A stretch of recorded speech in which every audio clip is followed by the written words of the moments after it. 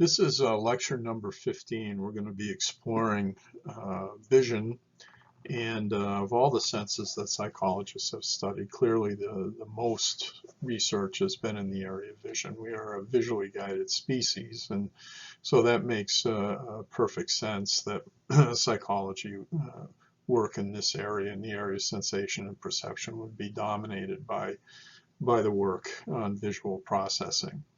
That doesn't mean that the other senses are not important. They clearly are, but psychology has really made very substantial contributions in this area. So we'll be spending quite a bit of time actually exploring visual processing from the perspective of the discipline of psychology. So let's begin that by taking a look at a very interesting question that was explored by two pioneering psychologists, and that is whether or not there are some aspects of our sensory or perceptual processing that are innate, meaning that they are unlearned. This is a fascinating question that was explored by Eleanor Gibson, who at the time she conducted her work. She was out at Cornell University. And Robert Fantz, who also a pioneering researcher in this area, was at the University of Chicago when he was conducting his work. So I want to take a look at their experiments because their experiments are considered to be some of the most informative and some of the best in this area. Let's first take a look at the work of R.L. Fantz. It had to do with the recognition of human faces and whether or not we have an innate response pattern that we see very early in life in infants that allows them to recognize what the human face looks like. And the experiment that Fantz conducted here was one that was a very simple one. If you take a look at these figures that you see here of faces, some clearly look more normal than others. This is a scrambled face that you see here. What Fantz does is he shows these faces to an infant, a 2-month-old infant that's lying on its back, and he simply records how much time they spend gazing at either this face or this one or this one or this one. What he does is he measures what is referred to as gaze time, which could be done very precisely. So again, these figures are placed, roughly 2.5 to 3 feet above the child, and the child we can measure by way of some pretty sophisticated visual tracking systems how much time their eyes remain fixated and locked on these individual figures. And what Fantz finds in his study is that these infants spend a lot more of their time looking at a normal face like this as opposed to a scrambled face like what you see here. And that this begins at a relatively early age. Fantz concluded that this was really an innate and a very adaptive mechanism that allowed an infant to recognize what a human face looks like from a very early age. Now, I want you to remember this study because later on we're going to be taking a look at research that has to do with what we call face recognition in adults. And the work in this area really was a product of some of the early work that R.L. Fantz had conducted at the University of Chicago. So again, remember this study. It's a very interesting one, and will help when we get to some other areas of visual processing. Eleanor Gibson, another absolutely pioneering psychologist who used an apparatus like what you see here, which is called the visual cliff. Let me first explain the visual cliff, then we'll talk a little bit about the experiment that she conducted. The visual cliff consists of a number of different parts. It is an elevated, almost looks like a table, And one side of it is checkerboard, as you can see here, and there's a large plexiglass plate that's placed on top of it. And so this side that you see here is referred to as the shallow side. If you take a look down through this area right here where this plate is, again, the same checkerboard pattern down below, roughly 2.5 to 3 feet below the top here. This gives the illusion of this being a sharp drop off, a cliff. And the question becomes this: if you take an infant that's been crawling for a little while and you place them in this apparatus, will they crawl over onto what is perceived to be the deep side here, even though they have not received any kind of significant training in the past? So in other words, what Eleanor Gibson asks, are infants born with this innate ability, this ability to perceive depth? And along with that, is there a built-in fear mechanism that allows them, enables them to retreat from this very sharp drop-off? And again, without any significant training, without any significant experience. And in this particular figure that you see here, the mother's trying to coax the infant over on to the deep side. So what Eleanor Gibson in this study is indeed very interesting. Here you have this infant that's just learning really how to crawl, and they're placed over on this side of the apparatus, and here the mother on the other side trying to encourage the infant to crawl over in order to get this toy. And what you see is the infant goes a little ways, but not very far, and indeed they will not crawl over onto that deep side. What Eleanor Gibson did was that she not only explored this in humans, but she also explored it in a wide array of animals. Here you see a kitten being challenged with the same situation on this visual cliff, and they too do not go over onto the deep, what they perceive to be the deep side. So again, she believed very strongly that there is this innate mechanism to perceive depth, and there's this fear mechanism that's all part of this. So these two studies, I think, are very interesting ones because they do suggest that some parts of our visual processing are probably the ones that are there almost from the time of birth, and that an individual really requires very little, if any, training in order for them to perceive depth and to perceive somehow that this is a sharp drop-off.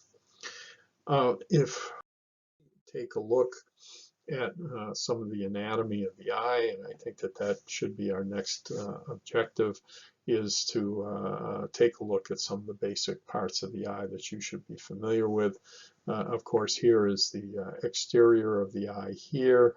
This is the cornea, which is the protective part of the eye. What you see right here is the lens, which is going to be very important for focusing. The iris right here and here. These are the ciliary muscles here, but the iris is going to allow light to come in. That is, the pupil is going to expand under low light conditions, and under high light conditions is going to get smaller. Indeed, these are the basic elements, anatomical parts of the visual system that you see here. The cornea, the iris that you see here, the pupil, okay, and the lens that you see here. Now, in the back of the eye, in the retinal layer that we see right here, this is where the receptors for visual processing reside. And they are very tightly packed in this area that you see right here, which is referred to as the fovea. The point where the optic nerve joins with that retinal layer that you see right there, this is something that we refer to as the blind spot. That's where there are very few, if any, receptors for visual processing. So again, just some of the basic anatomical features here of the eye that you should be familiar with. But again, this is where we're going to be concentrating our attention, which is in the foveal layer that you see right here. Take a look at this diagram that you see here, this artist's rendition of what the foveal layer of the eye looks like. And again, I want to point out to you some of the basic anatomical features here that you should be familiar with. This is where light strikes the eye, okay, strikes the foveal layer that you see right here. And in the very back, you have what is called the photoreceptor layer. Where you have rods and cones. Here's a rod here, here's a cone, here's another rod, here's a cone. Again, this is in the very back of the eye, and again, this is called the photoreceptor layer. The second layer that you see here is called the bipolar layer, bipolar cell layer. This is a bipolar cell, this is two. Here's another one, here's another one, here's another one, here's another one. There are also these very specialized neurons here that are called interneurons, okay, here and here. And then we have the ganglion cell that we see here. These are ganglion cells that you see right here. So again, when these photoreceptors detect light, they're going to be sending neural information to this bipolar cell layer, then ultimately to the ganglion cell layer, and ultimately this information is going to be transmitted by way of the optic nerve. So this is the optic nerve that we see right here. So again, if you take a look at this diagram down here, this is the area that we are looking at. That's this right here, is this right here. So let's try to understand a little bit more about what's going on here in terms of visual processing. The rods and the cones in the vertebrate retina. The retina consists predominantly of these rods and cones. And here's an artist's rendition. Here's a cone that you see right here. Here's a rod that you see here. This is an actual photomicrograph that you see right here. Here's a cone, and these are rods. So in the vertebrate, then, these are the primary receptors for visual processing. The rods are very abundant in the periphery of the eye. They respond to very faint light. There's roughly 120 million of them per retina, and they are primarily involved in black and white visual processing. Again, periphery of the eye, and they respond to faint light. And also take a look at these rods anatomically. Okay, they are very different from what we see in terms of the cones. So again, rods mostly in the periphery of the eye. We also have what are referred to as cones. They are very abundant in and around the fovea. There's about 6 million of them per retina. And again, they are extremely important for color visual processing, and they are most activated in bright light. Note once again also the differences that you see here between rods and cones anatomically. So again, there's differences in terms of their function. The rods primarily in black and white visual processing, cones primarily involved in color processing. What we also see is that the rods are anatomically different from cones. And what we also see is that the rods are located mostly in the periphery. Cones much more abundant in the fovea. So again, some of the essential features that you see there in terms of those photoreceptors. Visual information goes to the back of the brain. It goes to the occipital lobe. This is, I think, a very good diagram that you see here. Here's the occipital lobe. And if you take a look at this visual here of the two hemispheres of the brain, here's the left hemisphere, here's the right hemisphere right here. That information that is being transmitted by the optic nerve is going both to what is called the ipsilateral side. Okay, that's visual information from here, going by way of the optic nerve to the optic tract, and then ultimately to the primary visual cortex, what we also call the striate cortex.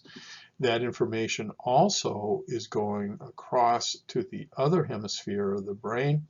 And again, a major relay is one that you see here, the lateral geniculate body. Here it is on the right hemisphere, here it is on the left hemisphere. So information is going both to the ipsilateral side as well as to the contralateral side over here. So same thing holds true with the right side, the right eye, sending information to the back of the brain, both by way of this contralateral neural pathway and the ipsilateral neural pathway. Okay, so this is the normal state of affairs in terms of what we call the occipital lobe or the striate cortex.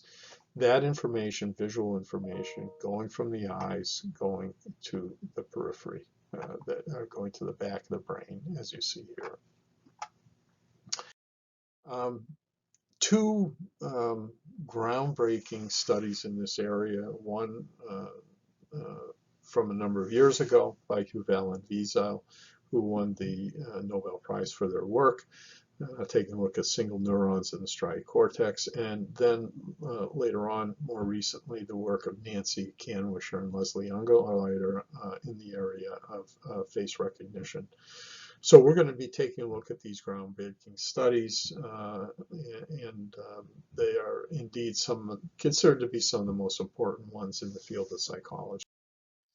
Hubel and Wiesel's research at Harvard University that was done back in the 1950s, in which they were taking a look at cells in the striate cortex, single cells. They were recording from single cells and taking a look at what they responded to in terms of environmental stimuli. So these are cells, once again, in the visual cortex. Okay, that's the back of the brain. And what they're going to do is they're going to present various stimuli to experimental animals and look to see what happens in terms of responses that take place in the brain. They were the first to use microelectrodes in their recordings. The first to be able to record from a single cell, individual neurons. And again, they identified three primary types of neurons, three primary types of cells in the striate cortex of the brain. And these are simple cells, complex cells, and what are called end-stopped or hypercomplex cells. So again, they're the first to really do this, and we need to understand a little bit about their research and how they went about doing it. If you see this figure right here, here's a cat in which we're recording from the occipital cortex by way of these microelectrodes from single cells. We're looking at action potential. So here's the electrode that you see here. We're recording these action potentials. Here's the occipital cortex in the back of the brain. And what we're going to do is we're going to flash on a screen a bar of light, like what you see here. And sometimes that bar of light is going to be horizontal, and sometimes it's going to be vertical, and sometimes it's going to be a little bit in between that. And what we're going to do is we're going to take a look at what happens when that light is turned on, when the animal perceives this. We're recording from the back of the brain, from the striate cortex, again from these single cells, and we're exploring what happens when this bar of light is presented with different orientations. So for example, here's what happens when the line is perfectly horizontal, and this shows the cortical cell response, and you can see that there's nothing that is occurring. There's no responding. When the stimulus, that is the line, changes in its orientation and becomes more vertical, you see a little bit of a change. Here you see even more of a change that occurs. in response to the orientation of the light being, almost perfectly vertical. But when it's really in that vertical position or near vertical, you get this incredible response that occurs in terms of these action potentials. And again, when it's completely vertical, you get a very, very strong response. So indeed, they were the first ones to really identify what is happening in the brain and what is happening in the striate cortex, which is the first relay station, really, for visual stimuli. It's going to be going elsewhere in the brain, as we will see later on. But again, back at this time, this research was considered to be some of the most important ever in terms of understanding visual processing. Then later along comes Nancy Kanwisher and Leslie Ungerlieder, and they identify a part of the brain which is called the fusiform gyrus. And this is the fusiform gyrus that we see right here in this pink color. They identify this area in the temporal lobe, the left temporal lobe, as being an extremely important area for face recognition. And if you take a look at their research indeed is interesting. What they do is they record from the brain in the neural responses in response to faces as well as to other objects. And in the left temporal lobe, you get this heightened level of neural activity. And indeed, if you take a look at what is happening in terms of EEG, electrical activity of the brain, you see these very dramatic changes that are occurring here. These spikes of neural activity that are occurring that you don't see when, for example, an individual is shown a picture of a house or a picture of a tree, or shown that actual object, only when there's a face. So indeed, they've been able to localize where face recognition is taking place, and they believe that it's taking place in the fusiform gyrus, which is in the temporal lobe area of the brain, as I noted to you earlier. Decoding a face is absolutely crucial. Crucial for human survival. We're looking at faces all the time. Indeed, Ungerlieder, Nancy Kanwisher believe that, we really determine a lot about a person based upon their face. We determine their gender. We determine whether or not they're going to be friendly to us or perhaps an enemy. Looking at faces may feed back on the brain and actually change brain structure. That's one particular theory. But there's another theory that says that face recognition is absolutely crucial for survival. And because it's so crucial for survival, the brain, by virtue of natural selection, is already prepared to recognize faces from a very, very early time. And again, recall that work that we talked about from R.L. Fantz, which would suggest that that is the case. So again, incredibly important research by Ungerlieder and Nancy Kanwisher that helps us to understand about this very important attribute that we call face recognition. There's two principal theories of color vision. One, an older one, which is called the trichromatic theory. It was developed by two scientists, one by the name of Young, the other by the name of Helmholtz.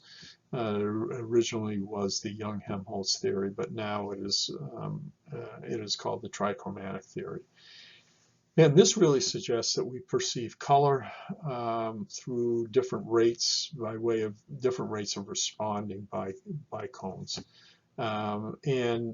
Each one is sensitive to different wavelengths. You have long wavelength cones that respond well to red or to yellow, medium wavelength cones that respond best to green, less to yellow, and then there's short wavelength cones that respond really best to blue.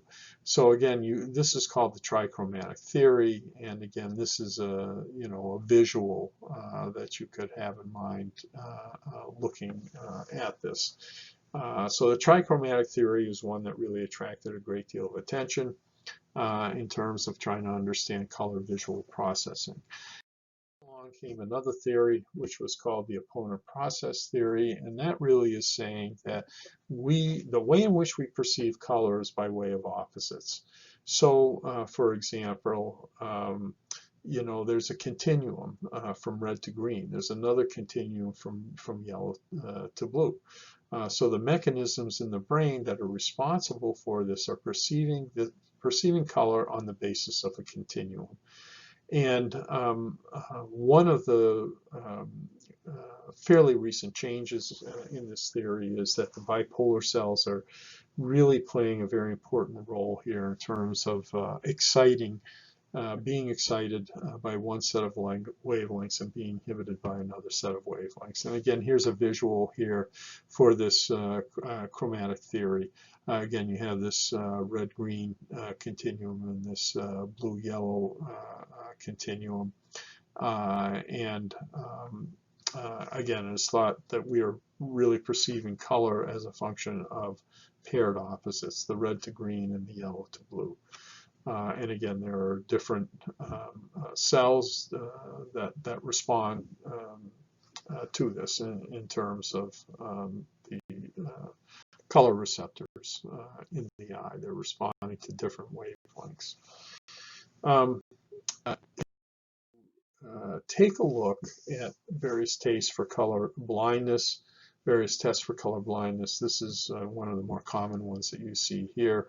I think most people can see the embedded 7 and the embedded 4 here, the embedded 8 here. If you cannot perceive these things, then you may have some deficits in terms of your color visual processing, probably in terms of the cones and their activation. So again, this is a very common test for color blindness. We have limitations of our visual system. The accuracy, especially in terms of eyewitness testimony, for example. We think that we see things sometimes that we don't really see. And a lot of it's due to imperfections as well as limitations of our visual system. And what we constantly are trying to do with visual stimuli is that we're trying to impose some kind of order on that object that we are looking at. So as you know, the accuracy of our visual processing is incredibly important for things like eyewitness testimony. And, that saying, the hand is quicker than the eye certainly holds true when you take a look at let's say videotapes, for example, of a crime that's been actually committed. Let's say in the case of a bank where you have a videotape, sometimes it's very difficult to see who is actually committing the crime because everything happens so quickly. Take a look at some of these visual illusions that I'm going to show you. I think that they really do help us to point out, what these imperfections are. For example, the one that you see there is this a duck or a rabbit? And again, some individuals will view this as a duck. Here's the bill of the duck. Some people will view this instead as a rabbit. Here's the rabbit's nose and mouth here, the rabbit's eye, and there's the ears of the rabbit. So again, our visual system is one in which it's relatively easy to play tricks on our visual system, especially when we see visual illusions, as you see here. This is another really interesting visual illusion. When we ask the question which person is larger, typically what a person will say is that this individual is larger than these other two. And again, it's because of this receding surface that this individual looks taller. And what we should be cognizant of is that, in fact, these figures are identical to one another, that there's no difference whatsoever in terms of their size. But again, this receding surface makes this individual here look as though they're alike. Here's another popular visual illusion. You can view this as a vase or a goblet, as you see here in the yellow, or you can view this as two silhouettes. Here's one here, here's one here. And typically, this depends upon what an individual views as foreground and background. And typically, they see the vase or the goblet first because they view this as being in the foreground, and the silhouettes really are in the background. So another, again, a good example of illusion. Here's one that's referred to as the Ebbinghaus illusion. You see these orange circles, one right here, the other one right here. They, in fact, are identical in terms of their size. But this one that's on the left appears to be smaller than the one that's here on the right. And again, it's because of the context. Here we have these relatively large balls, which makes this one look smaller. And here you have these relatively small balls, which makes this one in the middle look larger. So again, another very important visual illusion. Here is yet another one. This is called the Muller-Lyer illusion. When we ask the question which line is longer, typically what individuals will say is that this line that you see here is longer than this line that you see here. And the principal reason that is that it gives the illusion that this is the case. Again, these are identical in terms of their length. It's because of these tails that you see here that give the appearance of this line being longer than this one that you see here. So again, another very important visual illusion, again, showing us that our visual system is not perfect, that indeed it can be tricked really relatively easy as a consequence of imperfections. Here's another popular visual illusion. Is this a young woman or an old woman? Typically, an older person will see the older woman. Here you can see her nose right here. This is her eye. This is her mouth. The younger woman, on the other hand, she's kind of turned to the side a little bit. Here's her ear. Here's her nose. Here's her eyelash. Okay, here's her chin. Again, depending upon your experiences, age in particular, you're going to first see an older woman if you're an older person, and then later on you'll see the young woman. But if you're a younger person, you see the qualities of a younger person first, and then later you see the image of an older woman. Again, our experiences, dramatically influence us oftentimes in terms of what we see and how we interpret. This is a very famous visual illusion. This is called the rat man visual illusion, and I'll show you a series of pictures here as we go along that you should try to identify. This, of course, is a hen. This is a dog. This is a cat. And if you look at this, this is a rabbit. If you look at this, most people will say that this is a rat. Again, after having seen that sequence of pictures of animals, you tend to view this object that you see here as being a rat. Again, here's the ears of the rat. Here's the nose of the rat. Here's the eye of the rat. Here's the rat's tail. But now, if we looked at this sequence instead, here's a person, a boy. Here's a man. Here's a woman. Again, another picture of a woman. And if you see this, typically what an individual will see is that of a man with glasses on. Again, here are the glasses. Here's the individual's nose. Here's their ear that you see here. So again, this is, points out this very important aspect of visual processing, that our experiences can dramatically influence it. There's been some, very controversial work done in the area of visual processing, namely in this area of what we call subliminal perception. And I want to take note, have you take note of this study, because I think that this is a very interesting and important study that was done some years ago by this individual right here, who was actually a marketing researcher. His name was James Vicary.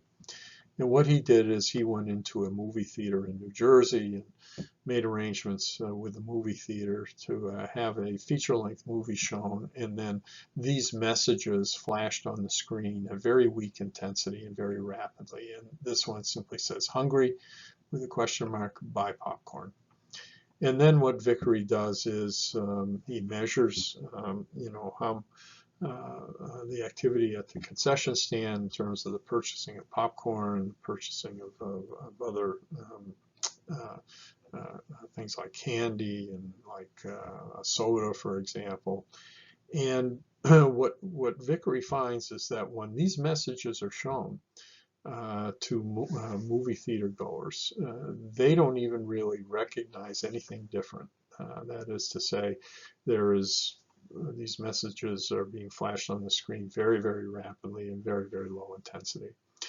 And but what Vicary finds is that when he compares when those messages are shown to one showing to an audience that watches this movie and has these messages flashed on the screen, in comparison to another audience that does not have those messages flashed on the screen, what he finds is that those messages, when they're flashed on the screen, show a substantial increase in popcorn sales, 50%, and soft drink sales, about 18%.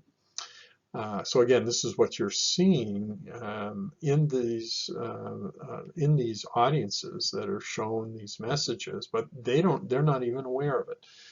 He quizzed them after the movie was over, said, did you notice anything unusual? Or, none of them noticed that there was anything unusual at all. So this research then really launched many other studies in this whole area of what we call subliminal perception. And this became very controversial for a number of reasons, because when you consider potentially what might happen in terms of manipulating an individual's desires and their attitudes based upon these subliminal stimuli that are being presented. Our own Congress, for example, saw this as a huge threat, as this potentially could be a way in which individuals could be influenced really without them knowing about it, and their attitudes could change by this very simple way of advertising, again, without individuals even really knowing about it at all, could change their attitudes, could change their behavior. So again, this was a very strong concern by many. Here's what we know about subliminal visual stimuli and whether or not they are effective in changing behavior. One of the most important things is that we know that the subliminal stimuli go to lower brain areas. They don't go to conscious areas of the cortex of the brain. Indeed, that's a very, in and of itself, that's a very interesting finding. But what these researchers have shown is that subliminal stimuli can influence your behavior. Yes, they definitely can, but only under very restricted kinds of circumstances. For example, if all other sensory inputs are closed off, taste and tactile stimuli, and auditory stimuli, for example. If all other sensory inputs are greatly reduced or eliminated, then the likelihood that you respond to a subliminal visual stimulus increases. Okay. Secondly, it only really seems to work in individuals that are highly motivated to make use of guessing, to make use of weak hunches. So it's that combination then that these subliminal visual stimuli in fact can work, but again, only under a very restricted kind of circumstance where other sensory inputs are reduced or eliminated. And again, it works in individuals that have this characteristic of responding to even weak stimuli. Again, this is visual processing, a very interesting area of research in the field of psychology. We're going to move on to another area, that of our olfactory system, to understand a little bit about olfaction. Because we have lots of really intriguing information now suggesting that our sense of smell is a heck of a lot more important than we ever thought it was. So that will be in our next lecture.